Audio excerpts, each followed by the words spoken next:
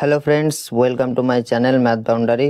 তো আজকে আমি তোমাদের ক্লাস 10-এর সেকেন্ড সামেটিভ পরীক্ষার পরিমিতি থেকে কমন দেব।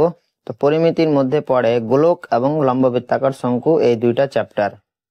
তো আমি প্রথমত গোলক তোমাদের কি বলে সাজেশন দিব। তো গোলক চ্যাপ্টারের দেখো, তোমরা পেজ নম্বর বের করো 183 নম্বর পেজের প্রয়োগ 12টা হচ্ছে ইম্পর্টেন্ট।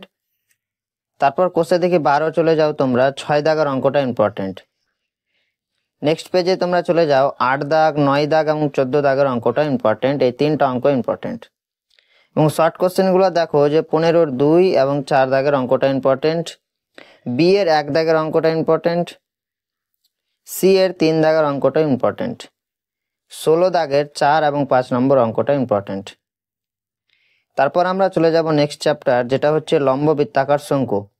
তো লম্ববৃত্তাকার শঙ্কু চ্যাপ্টারের পেজ নম্বর বের করো তোমরা 224 পেজ নম্বরের প্রয়োগ 6টা ইম্পর্টেন্ট।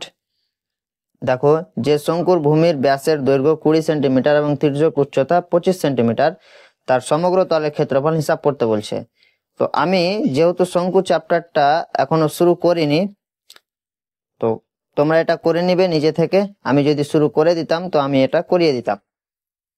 এরপর তোমরা পেজ নম্বর চলে যাও কি বলে 227 নম্বর পেজে, যেটা কোষে দেখি 16 আছে, 5, 6, 9 এবং 10 নম্বর অঙ্কটা হচ্ছে ইম্পর্টেন্ট। আমি যেগুলো দাগিয়ে রেখেছি দেখো বক্স করা আছে, সেগুলো ইম্পর্টেন্ট।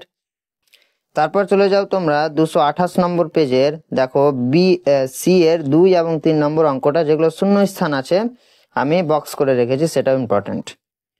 14 দাগের 3, 4 এবং 5 নম্বর অঙ্কটা ইম্পর্টেন্ট। এবং এই তিনটা অঙ্কর মধ্যে 3 এবং 4 নম্বর অঙ্কটা ভেরি ভেরি ইম্পর্টেন্ট। 3 এবং 4 নম্বরটা ভেরি ভেরি ইম্পর্টেন্ট। তো তোমরা এই দুটো অঙ্ক ছাড়বে না, অবশ্যই করে যাবে।